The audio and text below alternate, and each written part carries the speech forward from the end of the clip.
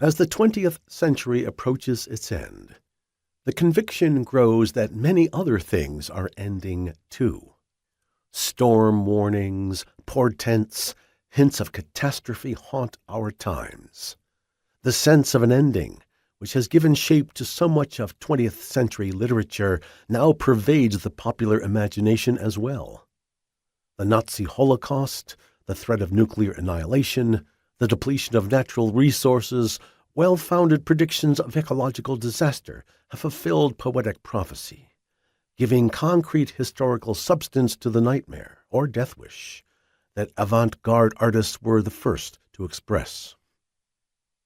The question of whether the world will end in fire or in ice, with a bang or a whimper, no longer interests artists alone. Impending disaster has become an everyday concern, so commonplace and familiar that nobody any longer gives much thought to how disaster might be averted. People busy themselves instead with survival strategies, measures designed to prolong their own lives or programs guaranteed to ensure good health and peace of mind. Those who dig bomb shelters hope to survive by surrounding themselves with the latest products of modern technology. Communards of the country adhere to the opposite plan, to free themselves from dependence on technology and thus to outlive its destruction or collapse. A visitor to a commune in North Carolina writes, "Everyone seems to share this sense of imminent doomsday." Stuart Brand, editor of the Whole Earth Catalog, reports that sales of the survival book are booming. It is one of our fastest moving items.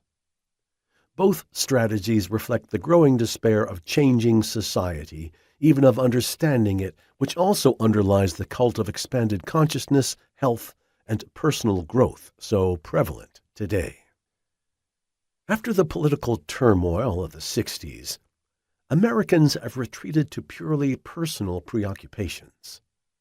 Having no hope of improving their lives in any of the ways that matter, people have convinced themselves that what matters is psychic self-improvement, getting in touch with their feelings, eating health food, taking lessons in ballet or belly dancing, immersing themselves in the wisdom of the East, jogging, learning how to relate, overcoming the fear of pleasure. Harmless in themselves, these pursuits elevated to a program and wrapped in the rhetoric of authenticity and awareness signify a retreat from politics and a repudiation of the recent past.